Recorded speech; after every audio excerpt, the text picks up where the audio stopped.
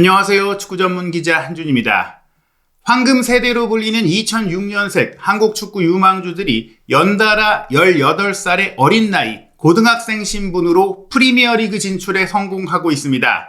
강원에서 토트넘으로 이적한 양민혁 선수에 이어 아직 공식 발표가 나온 것은 아니지만 세계적인 스포츠 웹진 디 애슬레틱이 지난 시즌 대전 하나시티즌에서 17살의 나이로 K리그 1의 구단 최연소 데뷔 기록을 남긴 윤도영 선수와 계약을 앞두고 있다고 독점 보도했는데요. 프리미어리그의 여러 명문팀들과 연결되었던 윤도영 선수가 많은 관심 속에서도 브라이튼 앤 호브 알비온 이적을 선택한 이유는 무엇인지, 그리고 브라이튼 이적이 이강인 선수의 뒤를 이을 왼발 천재로 불리는 윤도영 선수의 앞으로 더 큰 성장을 기대하게 하는 이유, 32살의 어린 나이로 현재 프리미어리그 역대 최연소 감독직을 수행 중인 파비안 휘르첼로 감독의 전술적인 특징까지 총정리하고 분석해드리도록 하겠습니다. 먼저 디 애슬레틱의 보도 원문입니다. 우리 시간으로 2월 1일 새벽에 나온 디 애슬레틱 이적 시장 속보 내용인데요. 브라이튼 앤 호브 알비온이 한국의 유망주 윤도영과 계약을 완료할 예정이다라면서 사실상 던딜이다, 계약 마무리 과정에 있다라고 소개합니다. Set to complete the signing이니까 지금 협의 단계가 아니라 협의가 다 끝나고 서류 절차가 진행 중이란 얘기예요. 즉, 이 선수가 아무래도 유럽 전역에 잘 알려져 있지 않은 선수이다 보니까 사진이라든지 별도의 기사가 나온 것은 아니지만 그래도 계약 단계가 점차 진행될 정도의 선수이기 때문에 이렇게 디 애슬레틱에서 소개하고 있는 겁니다. 보도 내용을 조금 더 지켜보면 브라이턴은 대전 하나시티즌 소속의 18살 윙어 윤도영의 계약 안에 존재하는 공개되지 않은 방출 조항, 바이아웃 조건을 충족시켰기 때문에 상대 구단과 협의 없이 이 발동을 통해서 선수 계약을 맺었다. 그리고 윤도영 선수는 다음 시즌, 넥스트 시즌에 잉글랜드로 이적할 예정이다 라고 이야기합니다. 즉, 시즌 도중에 와서 후반기를 치르는 건 아니고요. 계약을 미리 맺고 아마도 대전 하나시티즌과 2025 시즌을 전반기만 보내고 나서 여름에 오게 되는 계약을 맺게 된 것이죠. 브라이튼이 윤도영 선수에게 관심을 가지고 있다는 것은 이미 이달 초 디 애슬레틱에서 최초 보도했다라고 소개했는데, 이 기사가 영국 시간으로는 1월 31일에 나왔기 때문에 이달 초라는 것은 1월 초 수준이라고 볼 수 있겠어요. 그때 이미 저희가 한 차례 디 애슬레틱의 보도가 나왔었고, 다른 매체의 보도, 그리고 저희가 취재한 내용까지 얘기해드리면서 브라이튼이 가장 적극적으로 움직이고 있지만 다른 팀들도 있다, 더 큰 명성과 더 좋은 성적을 현재 거두고 있는 팀들도 관심을 보이고 있다라고 이야기해드린 바가 있습니다. 중요한 점, 윤도영 선수에 앞서 양민혁 선수가 토트넘과 계약을 했고, 지금은 이제 퀸즈파크 레인저스로 임대 이적을 해서 퀸즈파크 레인저스에서 잉글랜드 챔피언십 경기를 뛰면서 본격적으로 영국 무대 축구를 실전으로 경험할 것으로 보이고 있는데, 두 선수 모두 17세 이하 대표팀 소속으로 17세 이하 월드컵에서 함께 뛰면서 가장 뛰어난 한국의 재능을 갖고 있는 선수다라고 평가를 받아왔다라는 얘기를 디 애슬레틱에 전하고 있고, 더 자세히는 이 두 선수가 모두 또 같은 에이전트, 여러분들도 모두 잘 아시는 김동환 에이전트 그리고 박광혁 에이전트가 함께 운영하고 있는 RS 그리고 스포츠하우스의 합작회사에서 관리하고 있는 선수다라고 알려지고 있습니다.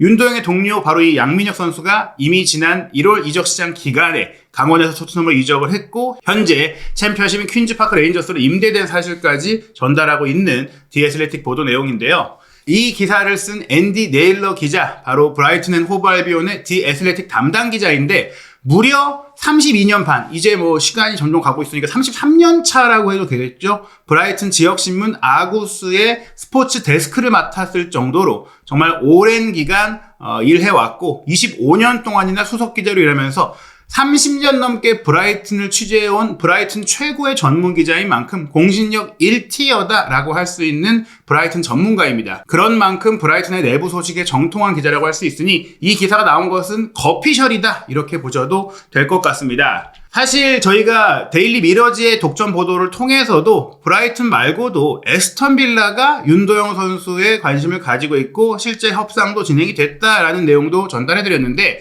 이에 대해서는 이 윤도영 선수 측 에이전시에서는 에스턴 빌라 방문이 윤도영 선수가 아닌 다른 선수 때문이었다라고 설명하기도 했어요. 굉장히 많은 유망주들, 좋은 선수들을 데리고 있는 에이전시이기 때문에 여러 선수들의 유럽 진출을 타진하고 있고, 실제로 행크라든지 코펜하겐이라든지 이번 이적 시장 기간에 굉장히 많은 선수들의 유럽 진출을 이뤄내고 있기도 하거든요. 하지만 윤도영 선수에 대해서 에스턴 빌라도 관심을 가졌던 것이 맞다고 데일리 미러는 보도를 하고 있고, 그 외에 첼시, 울버햄튼 그리고 리버풀까지도 윤도영 선수에게 관심을 가진 것으로 알려졌습니다. 이전에는 유스 레벨 단계, 유스 계약이긴 했지만 맨체스터 시티 역시 윤도영 선수를 영입하고자 하는 관심을 보냈던 것으로 알려졌는데요. 이런 많은 팀들, 명문 팀들의 관심 속에서도 왜 브라이튼을 선택한 것이냐, 이 결정은 아마도 친구이기도 한 양민혁 선수가 토트넘과 계약을 맺을 때, 그때 양민혁 선수에게도 맨시티, 리버풀, 그 외에 많은 큰 팀들도 함께 접근을 해왔거든요. 물론 그런 팀들이 접근을 해왔을 때 양민혁 선수에게 제시했던 것은 다른 팀으로 임대를 가서 경험을 쌓고 1군 팀에 올 수 있는 환경을 만들어보자라는 것이었는데, 토트넘 같은 경우에는 곧바로 1군 팀에 합류해서 1군 생활부터 하자라고 제안을 했기 때문에 토트넘을 선택한 것으로 알려졌습니다. 그러나 막상 양민혁 선수가 1월 달에 토트넘에 본격적으로 선수 등록이 되고, 등번호도 굉장히 좋은 18번을 받았지만 그 18번 등번호를 달았음에도, 그리고 벤치에 몇 번 들어갔음에도 포스테코글루 감독이 선수가 굉장히 부족한 상황임에도 양민혁 선수에게 출전 기회를 주지 않았어요. 그만큼 양민혁 선수를 12월 중순에 빨리 오게 해서 빨리 적응시켜서 투입해보고 싶다라는 의지를 가지고 있었지만, 지금 팀 성적이 강등권까지 추락하게 되고, 그러면서 겨울 이적 시장에 새로운 선수 영입이 추진이 되고, 기존에 부상당한 선수들이 나중에 복귀를 할 경우 시즌 막판에는 더더욱 양민혁 선수에게 기회를 주기 어렵다. 지금은 부상자가 많아도 성적이 시급하니까 경험이 부족한 양민혁 선수를 뛰게 하기 어렵고, 좀 더 시간이 지나면 말씀드린 대로 동 포지션에 너무 많은 선수들이 있기 때문에 양민혁 선수에게 기회를 주기 어렵다. 그런 변수, 상황 변화가 있다 보니까 양민혁 선수가 퀸즈파크 레인저스로 임대를 가게 된 거거든요.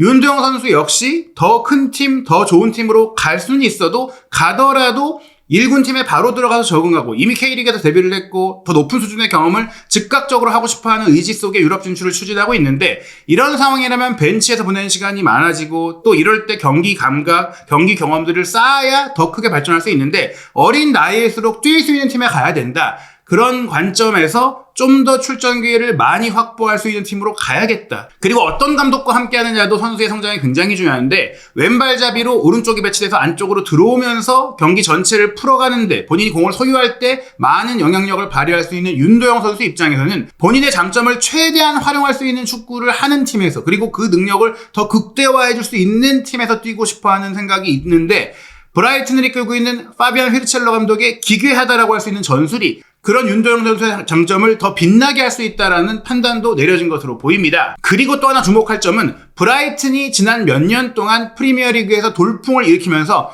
굉장히 많은 선수를 잘 영입하고 더 발전시켜서 빅클럽으로 거액의 이적료를 받으면서 보내온 팀이라는 거예요. 현재 브라이튼이 매각하면서 가장 큰 수익을 낸 선수는 첼시로 2023-2024 시즌에 보낸 중앙 미드필더 모이세스 카이세도. 이 선수 아직도 21살일 정도로 어린 나이에 데려와서 잘 써먹고 1억 1,600만 파운드의 기록적 이적료로 보냈어요. 그리고 2022-2023 시즌에는 24살인 마르크 쿠쿠렐라를 또 첼시에 보내면서 6,530만 유로의 이적료를 받았고요.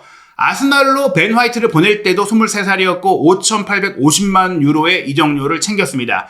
2023-2024 시즌에는 리버풀로 말렉시스 맥칼리스터도 이적을 하면서 4,200만 유로 기록, 그리고 토트넘으로 보낸 이브 비수마에게도 3,000만 유로 가까이의 돈을 남겼습니다. 큰 성공을 이루지 못했다고 하더라도 슈투트가르트로 보낸 데니스 운다버 같은 경우도 2,670만 유로의 수익을 냈고요. 시즌 도중 보냈던 아스널의 레안드로 트로사르에게도 2,400만 유로 수익을 받았고, 또 첼시로 보낸 골키퍼 로베르토 산체스도 2,300만 유로, 뉴캐슬로 보낸 댄 번까지 정말 많은 모든 포지션에 걸쳐서 좋은 선수를 싸게 데려와서 잘 쓰고 성장시키고 B클럽으로 보냈다. 윤도영 선수도 어린 나이에 저렴하게 데려와서 성장시키고 잘 활용한 이후 더 큰 팀으로 보낼 수 있는 그런 팀이기 때문에, 윤도영 선수가 지금은 당장 큰 팀에 가서 못 뛰고 어려운 시간을 겪는 것보다 많이 뛸 수 있는 젊은 팀에 가서 성장하고 그 다음에 B클럽을 노리면 된다라고 있다고 볼 수 있는 그런 상황이라고 할 수 있겠습니다. 소속팀에서 많이 뛰어야 또 대표팀에도 뽑힐 수가 있고 A대표팀의 경력이 또 커지고 23세 이하 대표팀에서 아시안게임에 참가해서 메달도 획득을 해야만 장기적으로 유럽 커리어를 이어갈 수 있는 돈 문제까지도 해결할 수 있기 때문에 모든 면을 고려했을 때 브라이튼은 윤도영 선수가 어린 나이에 프리미어리그로 간다고 생각을 하면 가장 이상적인 팀이라고 할 수 있겠죠. 또 하나, 왜 여름에 그러면 가느냐? 지금 가서 현지 적응하고 함께 또 뛰어보고 벤치에 좀 있더라도 그렇게 끌어올리는 게 좋지 않느냐라고 생각할 수 있는데, 선수에게 가장 필요한 거는 경기 감각과 경기 경험이라고 생각을 합니다. 게다가 지금 옮기는 것은 지난 시즌이 끝나고 몸을 만들어야 되는 시점인데, 그런 체력 훈련, 컨디셔닝 훈련을 브라이튼에 가서 하기는 어렵거든요.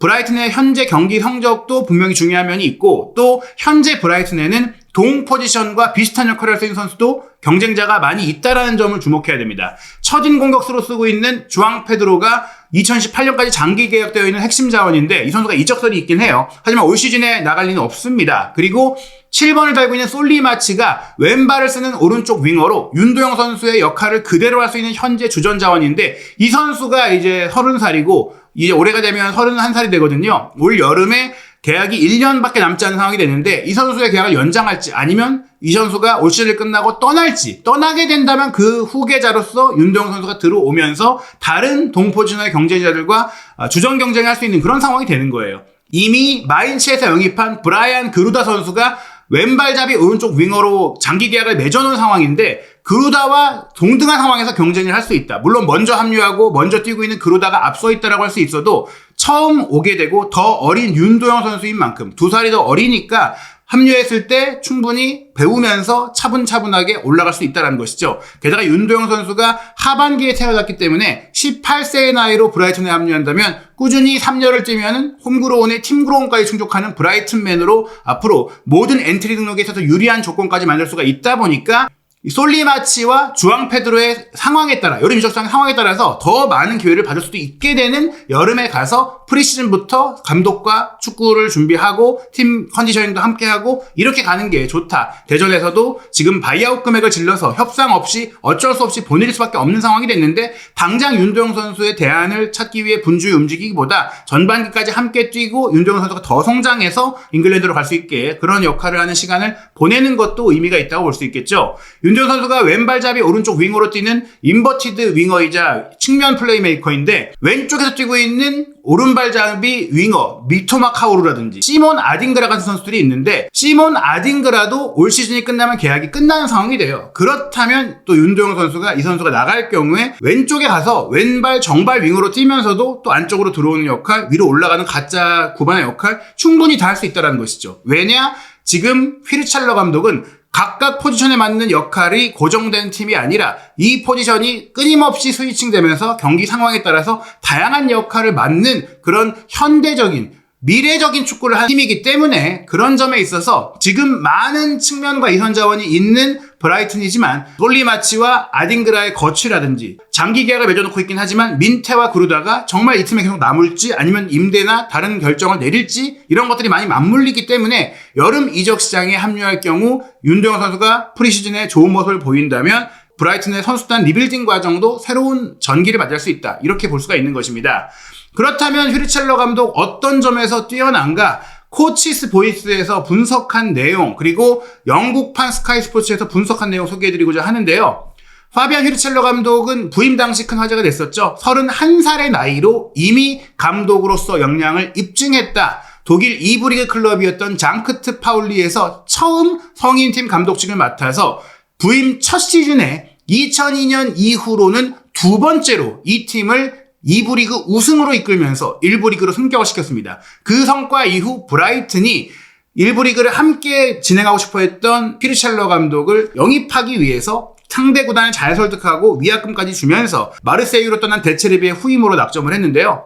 휘르첼러는 아버지가 스위스 사람이고 어머니가 독일 사람인데, 그 당시 아버지가 미국에서 근무하고 있을 때 텍사스에서 1993년에 태어났다고 합니다. 아주 손흥민 선수보다 어린 감독이죠. 어머니의 고향인 독일로 나중에 가서 유년기를 보냈는데, 바이에른 뮌헨과 호펜하임의 리저브팀 선수로 뛰다가 2016년에 아마추어 클럽의 선수 겸 감독으로 지도자 경력을 시작을 했다고 합니다. 그리고 선수 생활 20대 초반에 끝나긴 했지만 뛰어난 지도 능력과 본인의 그 지도력을 인정받으면서 독일 18세 이하 및 20세 이하 팀, 대표팀에서 또 어시스턴트 코치를 맡고 좋은 성과를 냈죠.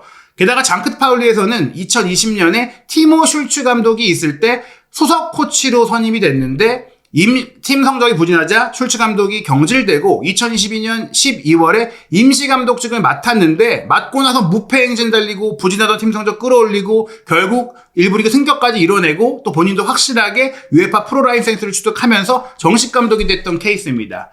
그렇다면 이분의 전술적인 특징은 무엇이냐?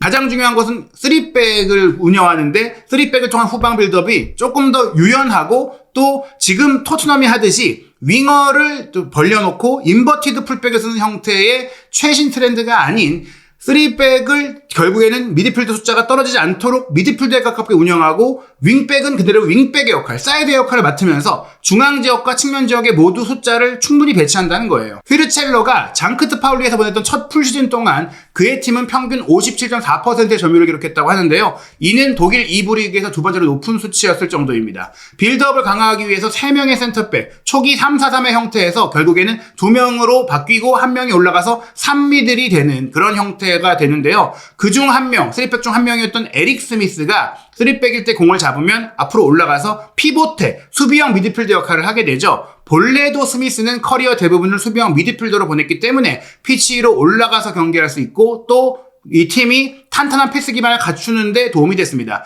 스미스가 뛸 수 없을 때도 휘르첼러 감독은 이 전술적인 아이디어를 고수하면서 하우케 바를 미드필더로 이동시켰다고 합니다. 그렇기에 실질적으로 장크트 파울리가 3백이지만 종종 4명을 포백으로 구축하면서 빌드업을 진행을 했고 또 윙백이 사이드에 벌려서 폭을 유지했었죠. 최근 팀들은 포백에서 3백으로 전환하는 것이 트렌드인데 휘르첼러는 3백으로 경기하다가 포백으로 전환하는 그 반대의 방식으로 경기를 운영했습니다. 여기서 휘르첼러의 팀은 중앙 지역에 과부하를 주면서 압박을 위해 결합하는 플레이하고 필요할 때는 전진하는 윙백을 중심으로 빌드업을 할 수 있었다고 합니다. 휘르첼러의 팀은 2023-2024 시즌 독일 2부 리그에서 두 번째로 많은 패스를 기록했다고 하는데요. 게다가 그런 과정 속에 두 번째로 스루 패스가 적은 팀이었다고 해요. 그 이유는 워낙 공을 쥐고 장악하다 보니까 상대가 공간을 주지 않고 컴팩트한 블록을 깨야 되는 상황을 많이 마주했다는 거예요. 지금 약한 팀이, 좋지 않은 전력의 팀이 이런 상황이 됐을 때 세부 전술이 꼭 필요한데 이러한 콤팩트한 블록을 깨는 데 있어서 뛰어난 능력을 또 발휘했고 그 과정에서는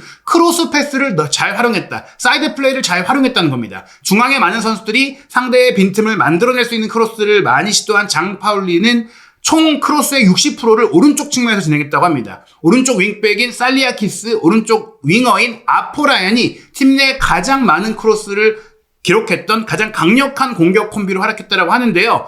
그런 활약 속에서 아포라야는 최전방 윙어로서 폭넓게 움직이면서 또 전방 공격수처럼 또 뛰었다고 합니다. 이런 부분들은 왼발잡이인 윤도영 선수가 오른쪽에서 꺾어서 왼발 크로스를 올리거나 본인이 다른 선수가 사이드로 가서 크로스를 올리면 앞으로 올라가서 세컨드 톱, 프리롤에 가까운 공격을 할 수 있는 그런 상황으로도 연결될 수 있기 때문에 지금 휘르첼러 감독이 왜 윤도영 선수를 원하는가? 왼발잡이 역발 윙어를 윙어이자 스트라이커이자 플레이메이커로 동시에 쓸 수 있는 유연한 전술을 쓰기 때문이다라고 볼 수 있겠습니다.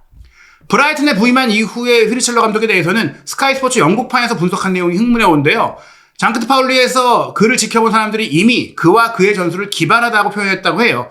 이 귀괴한 포메이션에 대해서 3-0-7 미드필드가 없는 전술 아니냐, 7명이 전방에 가 있는 축구 아니냐라고 생각했다라고 하는데 정작 휘르첼러 감독은 본인의 축구에서 포메이션은 그리 중요하지 않다. 숫자는 항상 바뀐다. 이 구조는 항상 바뀐다. 또 하나 주목할 점이 가짜 10번의 활약인데 3-4-3 포메이션에서 2명의 중앙 미드필더 앞에 있는 2명의 공격 미드필더 3톱에서 1톱 뒤에 2명이 윙어가 아니라 공격형 미드필더로 배치가 되는데 이 2명의 선수가 가짜 10번이라고 얘기를 했어요. 왜냐? 가운데에 머물러서 플레이메이킹을 하는 게 아니라 8번 역할, 메잘라로 내려가거나 사이드로 가서 윙어가 되거나 또 앞으로 올라가서 스트라이커가 되는 역할들을 많이 가져가면서 휘르첼러 감독은 이 선수들은 뭐라고 불러도 상관이 없다. 내가 항상 추구하는 것은 깊은 움직임을 통해 역동성을 창출하고 또 얼마나 많은 선수들이 깊이 침투해서 공간을 만들고 많은 득점 비율을 위해서 박스 안에 굉장히 많은 선수들이 다양한 움직임을 가져가는 게 필요하다. 그를 위한 패스의 질, 움직임의 질, 움직이는 선수들이 많아야 되는데 그런 전술을 배우고 익히면서 선수가 발전할 수 있고 윤도영 선수도 그런 능력을 갖출 수 있고 윤도영 선수가 그렇게 할 수 있다라는 믿음을 가졌기에 선수 영입이 추진되고 있는 것입니다.